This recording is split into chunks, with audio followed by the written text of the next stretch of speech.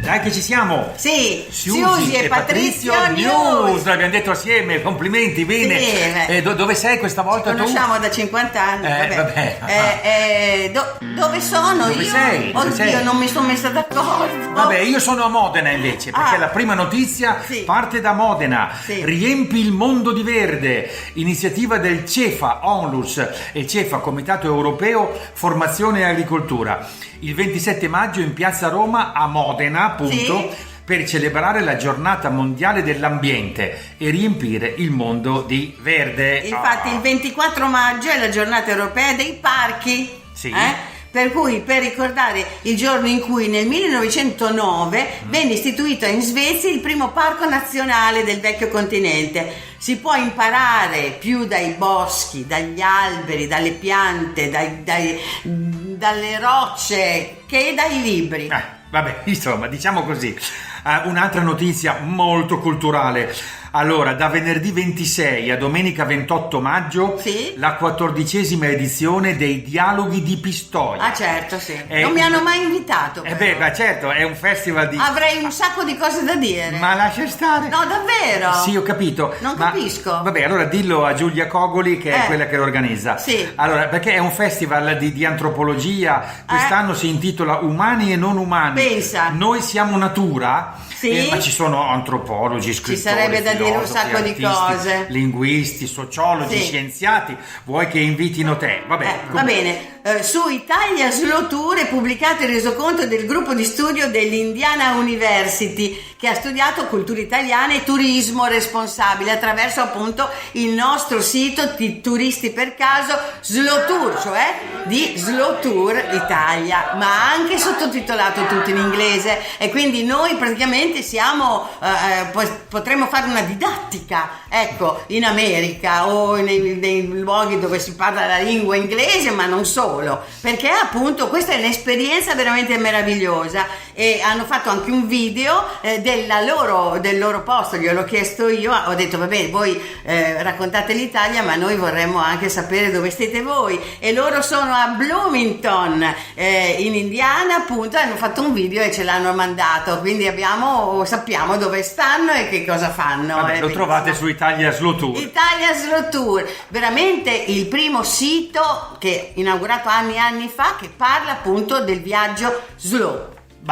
Bene, allora, per gli appassionati come me di barche e di motori, una doppia notizia. La prima notizia: conto alla rovescia per il Salone Nautico a Venezia. Salone Nautico, 4ª edizione, nel segno della sostenibilità. Si inaugura il prossimo 31 maggio. E invece a Bologna, che sarebbe il cuore della Motor Valley, guarda caso parlano della Guzzi. Sì, esatto, bravo. Guzzi, il 10 giugno c'è Guzzi in Bo, i guzzisti emiliani che si radunano. È un motoraduno, ma anche un breve motogiro per conoscere il territorio. E qua ti hanno chiamato? Sì, ma io però ho trasformato la mia Moto Guzzi in elettrico. Allora non e ho paura che qualche collezionista purista mi dica: come hai rovinato?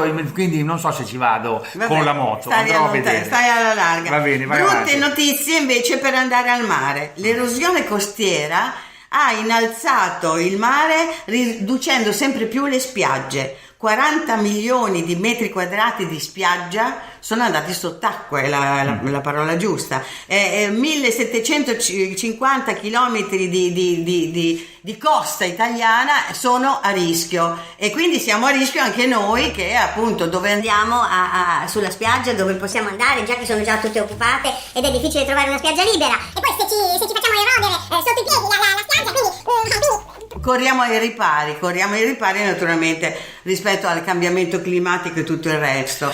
Ecco, se per questo però siamo in buona compagnia, perché per quest'estate anche una delle spiagge più fotografate della Grecia è off limits, e cioè è chiusa, la famosa spiaggia del relitto di Zante.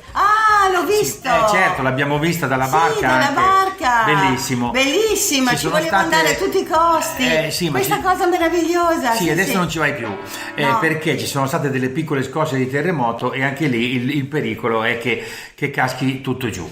Vabbè. Che brutto. Dai, allora, dai almeno però, tu una bella notizia. Una bella notizia c'è. In giugno riapre la strada pedonale più bella del mondo, quella di Krupp a Capri. Avete presente davanti ai Faraglioni quella strada che appunto era inaugurata e fatta da questo Krupp, che era un magnate tedesco, insomma, che credo sia stato anche implicato in tante cose di guerra, eccetera eccetera. Va bene, e comunque quella strada è riaperta, ci potete andare a fare una bellissima passeggiata in un luogo meraviglioso come questo di Capri. Una bella invece notizia nel campo editoriale. Ippocampo Edizioni presenta Piccoli Atlanti Edonisti. Interessanti perché? Perché nascono con lo scopo di proporre un'idea di viaggio inconsueta, propongono itinerari curiosi, inediti, e propongono degli approfondimenti anche degli aspetti sociali, culturali e di costume dei vari paesi e delle varie città. Un sacco di fotografie. I primi 4 volumi sono Islanda, Norvegia, Berlino e Tokyo. Va bene. Scoperta incredibile nel deserto dell'Oman. Oh ragazzi, qui c'è da fare una puntualizzazione. Sono stati trovati nella penisola araba, appunto a Dunkm, va bene, nel deserto, delle camere funerarie circolari. Ora, attenzione, perché le camere funerarie circolari io le ho viste anche in Perù.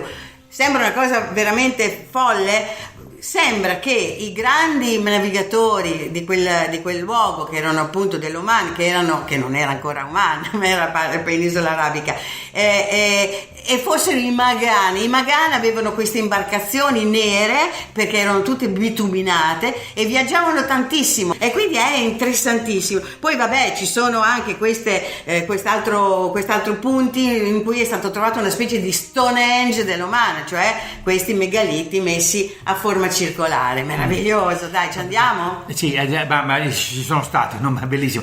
Ascolta, no. Ma adesso manda il servizio, perché noi siamo un telegiornale, abbiamo servizi. Noi abbiamo un servizio di un particolare appunto giornalista che un inviato speciale, che è bellissimo, bravissimo, grandissimo, insomma, che vi parlerà di overtourism.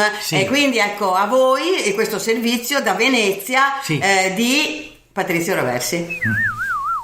Houston, abbiamo un problema, anzi turisti abbiamo un problema, perché i cittadini, gli abitanti delle città d'arte scendono in piazza contro di noi. La notizia è che i veneziani, quelli che risiedono a Venezia, hanno fatto una manifestazione di piazza, sono scesi in campo, nel senso a Campo Sant'Angelo, una manifestazione che certo aveva tutta una serie di motivazioni, ma il tema fondamentalmente è il turismo e il fatto che i B&B eccessivi praticamente hanno sconvolto il mercato delle case, i residenti vengono espulsi, non possono più permettersi di abitare a Venezia, se uno cerca casa non la trova, scompaiono le botteghe e aprono degli altri bar, insomma si tratta del famoso fenomeno dell'overtourism e non a caso noi ci siamo ufficialmente dimessi dal ruolo di turisti per caso, per protesta, ma anche per dare il via a un'autocoscienza. Noi per primi, turisti, dobbiamo capire che fare. Ci vogliono veramente degli stati generali del turismo a cui chiamo a partecipare tutti voi, turisti per caso. Allora, questo siamo d'accordissimo, sono d'accordissimo, gli stati generali del turismo per capire, ma anche il fatto di dimettersi da questi turisti per caso, che non è per nulla per caso, come sapete il caso è con la lettera maiuscola, la mia intenzione era assolutamente alta, ma ecco, il fatto di fare turisti spersi qua e là, oggi ho visto 2 americani che fotografavano e hanno detto Passo Carraio. Passo Carrai. Chissà cosa pensate. No, bello, interessante, però voglio dire, è davvero un problema. E il fatto del fatto che noi abbiamo promosso per tanto tempo il turismo come noi se in lo qualche possiamo modo fare, siamo dei pentiti. siamo un po' colpevoli, ci sentiamo un po' colpevoli. Allora, siamo d'accordo su questo? Sì, siamo d'accordo. Ops, adesso vabbè, avete capito. Alla prossima, Siusi e Patrizio News.